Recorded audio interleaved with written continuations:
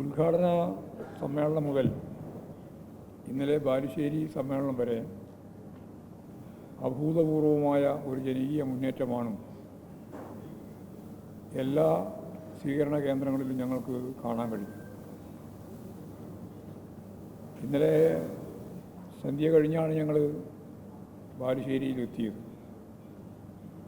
അതിനു മുമ്പ് തന്നെ സമ്മേളനം ആരംഭിച്ചിരുന്നു. ബാലുശ്ശേരി ജനത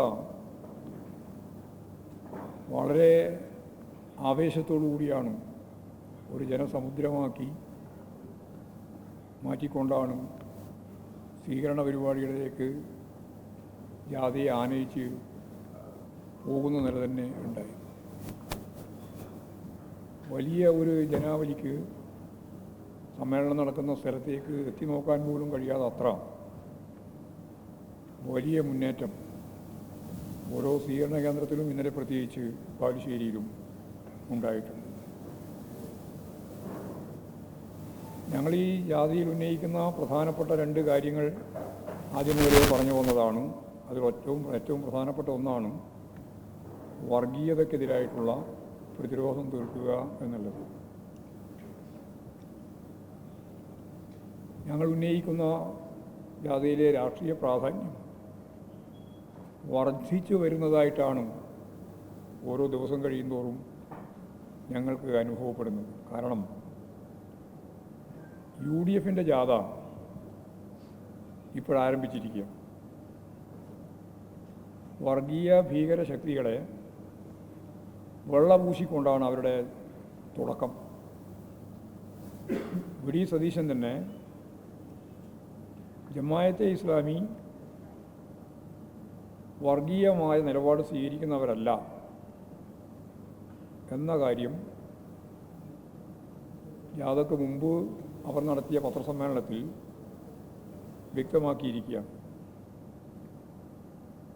ഞാനതിൻ്റെ മറ്റ് വിശദീകരണത്തിലേക്ക് കടക്കേണ്ട കാര്യമില്ല. RSSനെയും ജമാഅത്തെ ഇസ്ലാമിയെയും ന്യായീകരിക്കാൻ യാതൊരു മടിയുമില്ലാത്ത പ്രതിപക്ഷ നേതാവ് വർഗീയ ശക്തികളുമായി ചേർന്നുകൊണ്ടാണ് വരാൻ പോകുന്ന കേരള രാഷ്ട്രീയം, പ്രത്യേകിച്ച് തദ്ദേശ സ്വയംഭരണ സ്ഥാപനങ്ങളെ തിരഞ്ഞെടുപ്പിന് ശേഷം നടക്കുന്ന അസംബ്ലി തിരഞ്ഞെടുപ്പ് കൈകാര്യം ചെയ്യാൻ പോകുന്നത് എന്ന് വ്യക്തമാക്കപ്പെട്ടിരിക്കുന്നു.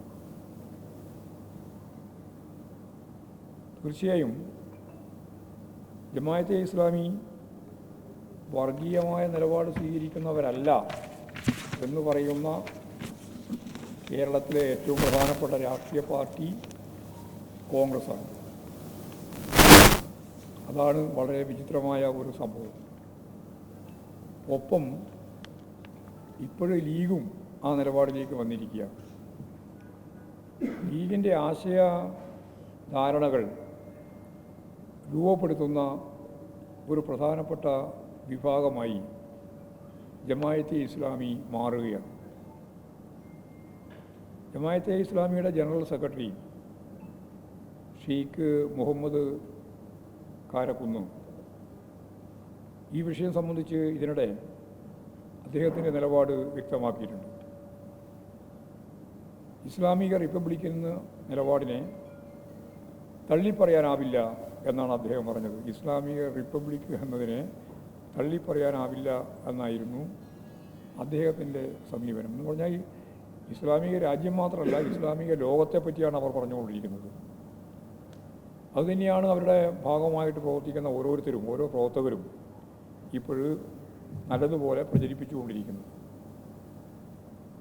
അപ്പോൾ ജമാഅത്തെ ഇസ്ലാമിന് ഒരു ഗുഡ് സർട്ടിഫിക്കറ്റ് നൽകുന്ന സ്ഥിതി ഒരു രാഷ്ട്രീയ പാർട്ടി എന്ന രീതിയിൽ കോൺഗ്രസ്സിന് മാത്രമേ സാധിച്ചിട്ടുള്ളൂ. ഒപ്പം വേണമെങ്കിൽ ലീഗ് ഞാൻ നേരത്തെ പറഞ്ഞ പോലുള്ള നിലപാട് സ്വീകരിക്കുകയും ചെയ്യുന്നുണ്ട്.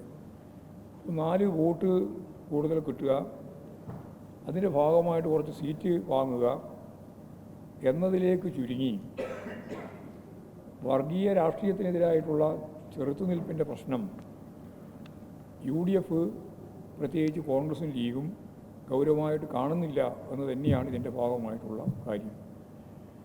എന്ന് പറഞ്ഞാൽ മുമ്പ് കോലീബി സഖ്യ ഉണ്ടായിരുന്നത്, ഇപ്പോൾ കോലീബി സഖ്യത്തിൻ്റെ പുറമെ ജമാഅത്തെ ഇസ്ലാമിയുമായും സഖ്യം എന്നുള്ളതാണ് പുതിയ അവരുടെ കാഴ്ചപ്പാട്. അപ്പോൾ ഈ വർഗീയ കൂട്ടുകെട്ടിനെതിരായി ജനങ്ങൾ പ്രതികരിക്കണമെന്ന് ഞങ്ങൾ പറയുന്നത് യഥാർത്ഥത്തിൽ സത്പാരമ്പര്യമുള്ളൊരു നാട് കേരളം, ആ കേരളത്തിൻ്റെ മതനിരപേക്ഷ ഉള്ളടക്കത്തെയും അതിൻ്റെ പാരമ്പര്യത്തെയും തകർത്താൽ പിന്നെ കേരളമില്ല. അതാണ് വളരെ ഗൗരവമുള്ള പ്രശ്നം. പിന്നെ കേരളം ഉണ്ടാവില്ല. അപ്പോൾ കേരളത്തെ ഇല്ലാതാക്കാനാണ് വർഗീയവാദികൾ ശ്രമിക്കുന്നത്. ആ വർഗീയവാദികൾ അപ്പുറം ഇപ്പുറം നിന്ന് പരസ്പരം കൂട്ടിച്ചേർത്ത് മുമ്പോട്ടേക്ക് പോകാനാണ് ഇപ്പോൾ UDF ശ്രമിക്കുന്നത് എന്നുള്ളതാണ് ഇതിൻ്റെ ഏറ്റവും പ്രധാനപ്പെട്ട രീതി.